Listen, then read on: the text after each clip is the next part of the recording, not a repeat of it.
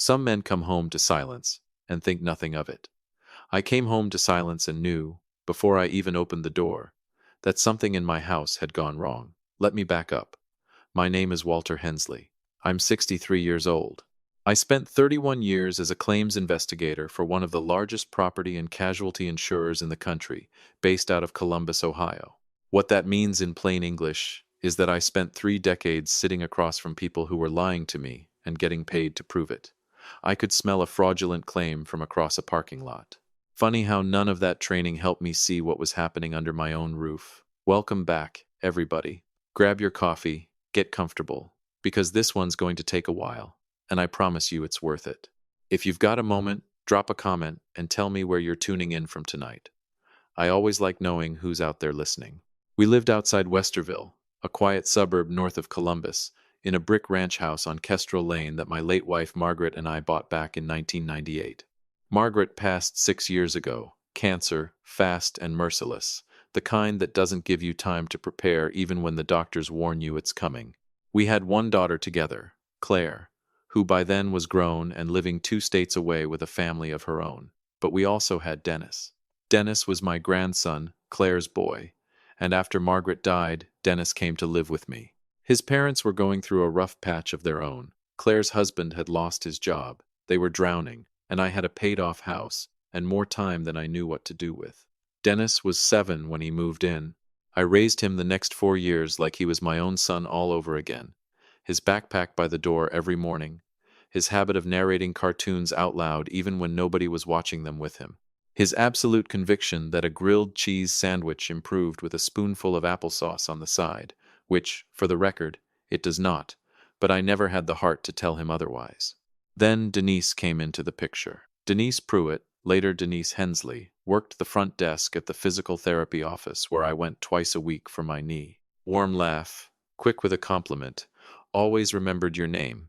She met Dennis for the first time at a 4th of July cookout 2 neighbors down, and she got down on one knee in front of him and said, "Your grandpa talks about you like you're the whole reason the sun comes up." Dennis, who was 11 and very literal, told her that wasn't scientifically accurate. She laughed like it was the funniest thing she'd heard all year. I was 61 years old and lonely in a way I hadn't let myself admit even to myself, and I mistook that laugh for something it wasn't. We married 8 months later. I told myself Dennis needed a woman's steadiness in that house. I told myself I wasn't just a widower grasping at company. I told myself that, after 31 years of reading people for a living, I knew exactly who I was bringing into my home. Here's what 3 decades of claims work teaches you, if it teaches you anything. The biggest losses never come from the obvious fires. They come from the small, slow leaks nobody bothered to inspect. A cracked pipe behind a wall, a frayed wire nobody thought twice about. By the time you see the damage, it's already been happening for months. My own house looked, from the outside, like nothing had ever leaked at all. I still traveled some in those years, doing independent claims consulting on the side for a firm out of Cincinnati, the kind of work that took me out of town 2 or 3 nights every couple of weeks. I was in Pittsburgh in the fall when Dennis's 5th-grade teacher, Mrs. Ainsley, emailed me directly, said Dennis had come to school twice that month with what looked like bruising on his upper arm, and asked, very carefully, if everything was all right at home. I forwarded that email to Denise. She wrote back, "Already on it, hun. He fell off his bike behind the Kowalski's place. You know how he is, all knees and elbows. He's fine." I believed her. I was in Louisville in November when she texted me a picture of Dennis with a fat lip, captioned, "Wrestling with the neighbor boy again, don't worry. Ice and popsicles handled it." I believed her. I was so busy believing her, I stopped looking closely at the boy who used to run to greet me at the door and had, somewhere in that stretch of months, quietly stopped doing that. It was a Wednesday in early March when my consulting job in Louisville wrapped 2 days early. The client settled before we ever got to the hearing, which happens more than people think, and I got back into Columbus that same afternoon instead of Friday like I'd told everyone. I didn't call ahead. I wanted to surprise Dennis. I'd picked up a model biplane kit from a hobby shop near my hotel, the kind you build together at the kitchen table, because he'd been asking me for weeks to build something with him and I kept saying soon. I pulled into the driveway on Kestrel Lane a little after 1 in the afternoon. Denise's car was there. The house looked ordinary from the street. Curtains drawn against the March sun the way they always were in the afternoon. Fine, I thought. Normal. I let myself in through the side door off the garage, set my bag down in the mudroom, and walked toward the kitchen, and that's when I heard it, a thin, wheezing sound coming from down the hall, from Dennis's room. I found him on his bedroom floor, half out of the closet, like he'd been trying to crawl toward the door and hadn't made it. His lips had a bluish cast to them I will see for the rest of my life, every time I close my eyes. His breathing was shallow, and there was a wet rasp underneath it that didn't sound like a boy's breathing at all. I dropped to my knees so hard I heard something pop in my hip, and didn't feel it until the next morning. Dennis. Dennis, buddy, look at me. I touched his face, warm, but he didn't respond, not even a flutter. Dennis. I heard her before I saw her, the click of her sandals on the hardwood coming from the direction of the laundry room. Denise stood in the doorway of his room in her bathrobe at 1 in the afternoon, arms crossed, her face doing something between irritation and boredom, an expression I will never be able to unsee. "He's fine, Walter," she said. "He's had a stomach thing all week. Kids get dramatic." I looked at my 11-year-old grandson lying on the floor of a closet he'd apparently been trying to escape from. Then I looked at my wife. Something in my chest went very cold and very clear, the way it used to when I'd catch a claimant in a lie so obvious I almost felt embarrassed for them. "He is not fine," I said. "Look at his lips, Denise." "Walter, don't turn this into—" I was already dialing 911. The paramedics were there in under 7 minutes. 2 of them came through the front door with a gurney, and the one leading, a broad-shouldered younger man with a buzz cut and a name tag that read Delgado, stopped cold the second he crossed into the hallway and saw Dennis on the floor. He looked at the boy. He looked at the closet door. He looked at Denise, standing at the far end of the hall now with her arms still crossed. And I watched something pass over his face that I recognized instantly, because I'd seen that exact look on my own face 100 times across a claims table, the look of a man realizing he's seen this particular scene before and didn't like it the first time either. His partner started working on Dennis, calling out vitals in that clipped, practiced shorthand paramedics use. I stood there uselessly in my traveling clothes, still holding the paper bag with the biplane kit inside it like an idiot. Then Delgado straightened up, looked at me directly, and said quietly, "Sir, can we step into the kitchen for a second?" That's never a sentence you want to hear. I followed him. He pulled the kitchen door most of the way shut behind us and kept his voice low. "Sir, what's your relationship to the boy?" "He's my grandson. I have full custody."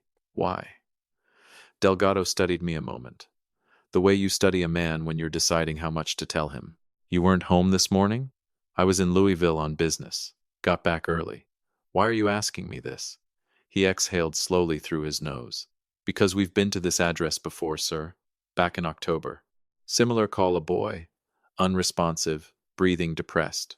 A woman here told us she was the grandmother, said the father was unreachable, that the boy had, and I remember this phrase exactly because it stuck with me, a documented sensitivity to his allergy medication that sometimes gets out of hand." The kitchen went very quiet around me. "We filed with Franklin County Children's Services that time," Delgado said. "Standard protocol when a minor presents unresponsive with no clear cause. I take it you didn't know about any of this." It wasn't a question. He could read the answer on my face before I said a word. "No," I said. "I did not know about any of this." The paper bag with the biplane kit slid out of my hand onto the kitchen tile. I rode in the ambulance. Denise followed behind in her own car, somewhere in those 14 minutes between Kestrel Lane and Mount Carmel Street. Ann's, sitting beside my grandson with an oxygen mask fogging over his small mouth. I made myself a promise. 31 years in claims investigation teaches you one thing above every other thing. The moment you want to blow up the room is exactly the moment you must not. I had sat across from men who lied to my face with tears in their eyes, and I had learned, slowly and expensively, that the ones who won weren't the ones who yelled loudest. The ones who won were the ones who went quiet and started building a file. So that is what I decided to do, sitting in that ambulance with my grandson's hand in mine. I was going to build the most airtight file of my career, and I was going to do it before Denise ever saw it coming. The waiting room at Mount Carmel Street. Anne's at 2 in the morning is a particular kind of purgatory, those stiff vinyl chairs, a vending machine humming somewhere down the corridor, a television bolted to the wall playing a rerun of some home renovation show with the volume off. I sat there in my travel clothes, still smelling faintly of a rental car, and I did the one thing I should have done months earlier. I pulled up our joint insurance account on my phone. I want to tell you I hesitated. I didn't. 31 years of not trusting a claim until I'd verified it myself, and I'd let my own home go unaudited for 2 years. That was the worst miscalculation of my life. And I knew it the second I started scrolling. There it was, laid out in blue light on a 5-inch screen. 2 emergency room visits in the past year alone, both on dates my consulting calendar confirmed I was out of town. A separate ambulance dispatch back in October, the one Delgado had mentioned. And then, underneath all of it, a string of prescriptions filled under Dennis's name for a sedating antihistamine, far more of them than any child with seasonal allergies should ever need, written not by Dr. Okafor, Dennis's pediatrician of 4 years, a man who would have called me directly the moment something felt off, but by a walk-in urgent care clinic 11 minutes from our house that I had never once set foot in. She hadn't used our regular doctor. Of course she hadn't. Dr. Okafor would have asked questions Denise didn't want asked. So she'd found somewhere else, paid the copay on our shared card, filled the prescription on our shared insurance, and driven home to make dinner like it was any other Wednesday. Every consulting trip I'd taken, every overnight in Louisville, every long weekend in Pittsburgh, had quietly funded the exact system she built to hide what she was doing to that boy while I was gone. I set the phone face down on my knee, picked it back up, kept reading anyway, because that's the job. You don't stop reading the file because it's ugly. Denise arrived at the hospital a little after 3, and I know the exact time because I checked my watch the way you time-stamp evidence, out of 31 years of habit. She had changed out of her bathrobe into real clothes, done her hair, put on lipstick, like she was stopping by a luncheon on her way somewhere important, not walking into an ICU waiting room at 3 in the morning. She sat beside me and put a hand on my forearm. "How's he doing?" Soft voice, concerned eyes. I didn't answer right away. "Walter." She squeezed my arm. "You know how sensitive his stomach's been. This has happened before, remember? Back in October? Kids just have episodes sometimes." 11 years old, and I knew exactly what kind of episodes that boy had. He had opinions about grilled cheese and applesauce. He narrated cartoons to an empty room. That's the kind of episode Dennis has. "The paramedic," I said, keeping my voice level, "mentioned something about last October." I watched her hands, not her face. 31 years of claims work teaches you that faces lie fluently, but hands are slower learners. Her fingers tightened on my sleeve, just for a quarter second, then let go. "What did he say?" "Said he thought he recognized the house. I told him he must have us mixed up with somewhere else."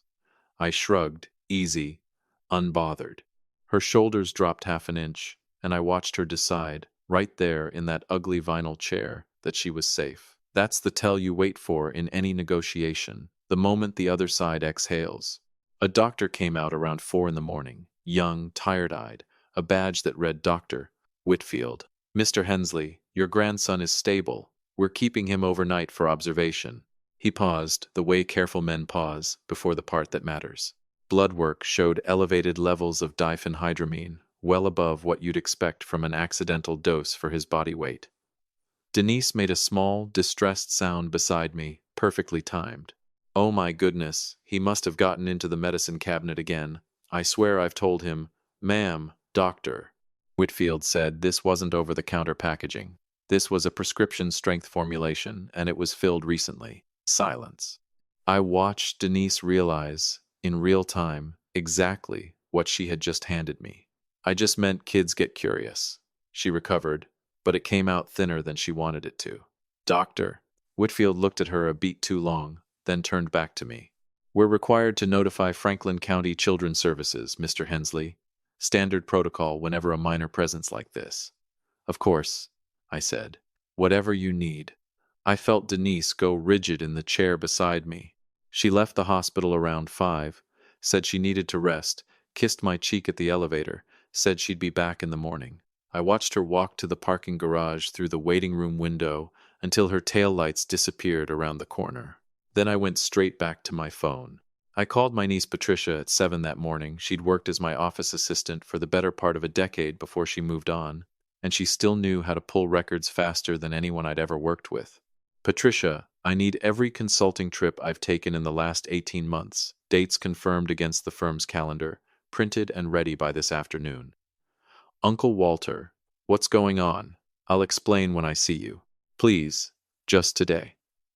Then I called Harold Beckett, an old friend from my Rotary Club who'd spent 30 years practicing family law in Franklin County before he semi-retired to take on a handful of cases a year, the kind that mattered to him personally. Harold, it's Walter. I need you. A long pause on his end. How bad, Walter? Bad enough that I need you by this afternoon. I'll clear my morning. By 9:30, they let me back into Dennis's room.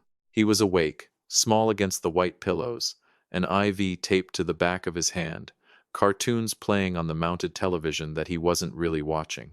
When he saw me in the doorway, his whole face did something I hadn't seen it do in months, pure, uncomplicated relief. Grandpa. I crossed that room in about 3 steps and held him without saying anything for a long time. When I finally pulled back and looked at him properly, I saw something behind his eyes that no 11-year-old should ever have to carry. Hey, bud. How you feeling? Ah, my throat's kind of scratchy. He picked at the edge of the hospital bracelet on his wrist. Is Denise coming? The way he asked it wasn't eager. It was careful, measured. Like a boy doing a threat assessment he'd learned to do without anyone teaching him how. No, I said. It's just us right now. I watched the tension go out of his small shoulders all at once, like a held breath finally let go. I cataloged that. I will never forget it as long as I live. Dennis. I kept my voice light, easy, the way you'd ask about a school project. Can I ask you something, just between us? He nodded. When I'm away on my trips, what's it like around here? He went very quiet and looked down at the bracelet. Then, in a voice so small, I had to lean in to catch it. She gives me the medicine sometimes, when her book club comes over. The medicine, I repeated carefully. Yeah. She says it helps me not bother everybody. And go to sleep early. He looked up at me with the plain, guileless eyes of a child who has no idea how much weight is riding on his words. But Grandpa, I don't like it. Everything gets real slow and fuzzy, like being underwater, and I can't wake myself up even when I want to. Everything gets real slow and fuzzy, like being underwater. I held myself together in that room through sheer force of will. Okay, buddy, I said, smoothing his hair back. None of this is your fault. You hear me? None of it. He nodded, still watching my face the way kids do when they're trying to figure out if the adult in front of them has actually got things handled. I've got it handled, I told him. And for the first time in longer than I wanted to admit, I meant it completely. The Franklin County caseworker, a woman named Renata Ford, met me in the hallway outside Dennis's room a little before 11. Direct, unhurried, the kind of professional who has heard every version of every excuse there is and stopped being rattled by any of them years ago.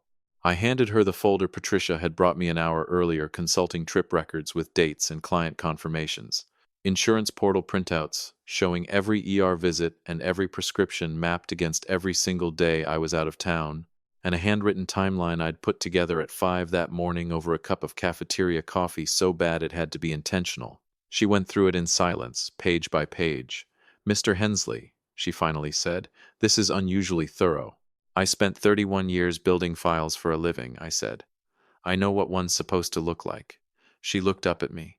Combined with Dennis's statement this morning and the paramedic's second incident report, this moves to priority status immediately. We're acting on this today. Today, I nodded, keeping my face level, professional, while something cold and exact clicked into place somewhere behind my ribs, the particular feeling of a machine finally running the way it was built to run. It was Friday morning, 2 days after I'd found him on that bedroom floor, and Denise was still asleep in our bed like a woman with not one single consequence anywhere on her horizon. Let her sleep. I was already dressed, already on my second cup of real coffee, sitting in my car in the hospital parking garage with a folder on the passenger seat that represented the 2 most focused days of my life. My phone buzzed. Harold, Walter, Deborah Kessler's expecting you at 9. Best family law attorney I know in this county. handled more of these cases than anyone. Don't be late. I won't. A pause. And Walter? How are you holding up? I'll answer that tomorrow, I told him. Today, I've got work left to finish. Deborah Kessler's office sat on a quiet street near the Westerville courthouse, tidy, nothing on her desk that didn't earn its place there. She was maybe 50, silver threading through dark hair, reading glasses pushed up on her head. She read through my folder for what felt like a long time without saying a single word. Walk me through the trips, she finally said. I did, every date, every city, matched against every ER visit and every prescription filled at that clinic on Sunbury Road. She never once did this while you were home, Deborah said. Not once. Every incident lined up with a day I was in Louisville, Pittsburgh, or Cincinnati. And the boy's statement? The medicine, the underwater feeling, all of it, in his own words. Deborah took her glasses off her head and set them down. Mr. Hensley, I've practiced family law in this county for 22 years. Judges here do not take child endangerment lightly. And with documentation like this, combined with a recorded statement and a second official incident report triggering mandatory review, we can have an emergency protective order in front of a judge before the day's out. Before the day's out? I repeated. Before the day's out, she said, already reaching for her pen. And then we get that boy's life back to normal. I want to tell you, walking out of that office felt like something out of a movie, some swell of triumphant music, sunlight breaking through clouds. It didn't feel like that at all. It felt like standing at the end of a long conveyor belt, watching every piece lock into place exactly the way it was designed to, and feeling nothing yet except the specific, hollow exhaustion of a man who'd been holding himself together through pure stubbornness for 2 days straight. The feelings would come later. Dennis came first. I drove back to the hospital and found him sitting up, working through a cup of orange sherbet with the deep concentration of a boy who had strong opinions about sherbet texture. Grandpa, this one's got ice crystals in it. It's not right. There he was. I sat on the edge of his bed and just looked at him a while. 11 years old. Lost his own father to a job that fell apart, and a marriage that fell apart along with it. Sent to live with an old man who thought he could keep him safe, and instead spent 2 years being quietly harmed by the very woman I'd let into that house. And there he sat, having strong opinions about sherbet texture. Same as always. Kids are built out of something sturdier than the rest of us. When do I get to go home? He asked. This afternoon. He studied my face carefully. Is Denise going to be there? No, I said. Denise is not going to be there. Not ever again. He searched my expression a moment longer, looking for the truth behind the words. And whatever he found there must have satisfied him, because he went back to his sherbet and said, Can we get pizza tonight? The good kind, from Rubino's. Rubino's, on State Street, had been his father's favorite growing up, a fact Dennis had absorbed the way kids absorb everything from the people they love. We can get whatever you want tonight, I told him, and I meant every part of that. Around noon, Renata Ford called. Mr. Hensley, the judge signed the emergency order about 20 minutes ago. Denise is barred from the property, no contact with Dennis, effective immediately, based on the medical evidence and his statement. Officers are moving today, alongside a request to bring her in for questioning on felony child endangerment charges. A pause. Do you happen to know where she is right now? We'd rather not do this at your house while Dennis is being discharged. Did I know her routine? Here's the thing about 4 years of marriage, you learn a person's patterns whether you mean to or not. Every Friday, without exception, Denise met her book club 4 women from the neighborhood who took the book part of book club considerably less seriously than the wine part for a long lunch at the Wooden Spoon downtown, same corner table, same reservation, every single week. She'd texted me at 9 that morning. Heading to book club, keep me posted on our boy. Love you. With a little heart at the end. I hadn't answered. Yes, I told Renata Ford. I know exactly where she'll be, and if you go now, she'll have an audience. Picture the Wooden Spoon at 12:15 on a Friday afternoon, the kind of restaurant that exists in every prosperous suburb in this country. White tablecloths, good lighting, a lunch crowd of professionals and women who'd clearly built their entire week around this reservation. everyone dressed just a shade too nicely for lunch. Denise sat at her usual corner table, 4 women around her, a glass of white wine already half gone in front of her, mid-laugh at something, head tipped back slightly, the particular performance of a woman who wanted the whole room to notice how well she was holding up under the strain of a sick stepson. I wasn't there myself. I didn't need to be. 2 Westerville police officers walked in with Renata Ford a little after 12:15. The restaurant didn't go silent all at once. It slowed table by table, the way a room does when something serious is unfolding and nobody wants to be caught staring, though everybody is. They walked straight to the corner table. Renata Ford set the protective order and the felony warrant down on the white tablecloth right beside Denise's wine glass. Denise Hensley, I'm Renata Ford with Franklin County Children's Services.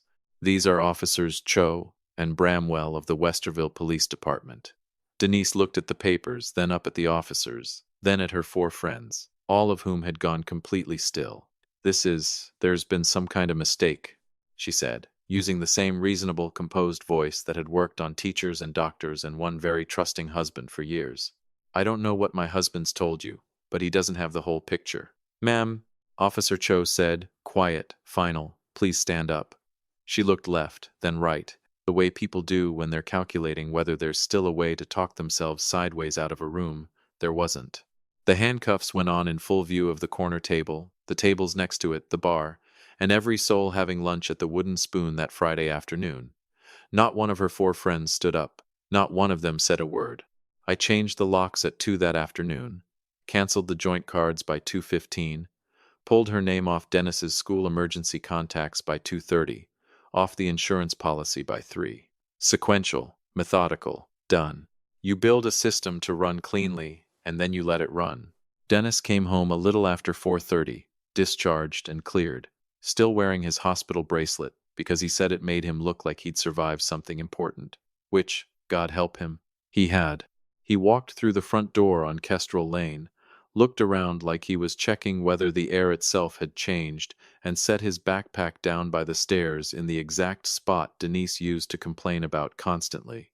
It smells different in here, he said. Good different or bad different. He thought it over seriously, the way you'd think over opening a window after a long winter. Good, he said. Good different. Rubino's arrived at 6:30, a large pepperoni, because some things a boy inherits from a father whether that father's around or not. We ate it sitting on the living room floor because Dennis wanted to watch a documentary about wolves, and I did not have a single objection in the world. He fell asleep against my shoulder by 8:15, real sleep, deep and easy, the sleep of a boy with nothing left to be afraid of inside his own house. I sat there a long while without moving, just listened to the quiet of a house that felt, for the first time in 2 years, like it was finally breathing on its own. Denise was processed at the Franklin County Jail a little after 7 that evening on a felony child endangerment charge, the kind that doesn't quietly disappear and doesn't negotiate itself away easily, the kind that follows a person into every room they ever walk into again for the rest of their life. Harold texted me the booking time. I read it, set the phone face down on the carpet, and looked back down at my grandson, asleep against my shoulder, his face slack and peaceful in a way I hadn't seen it in longer than I wanted to admit to myself. He looks like his father did at that age, I thought.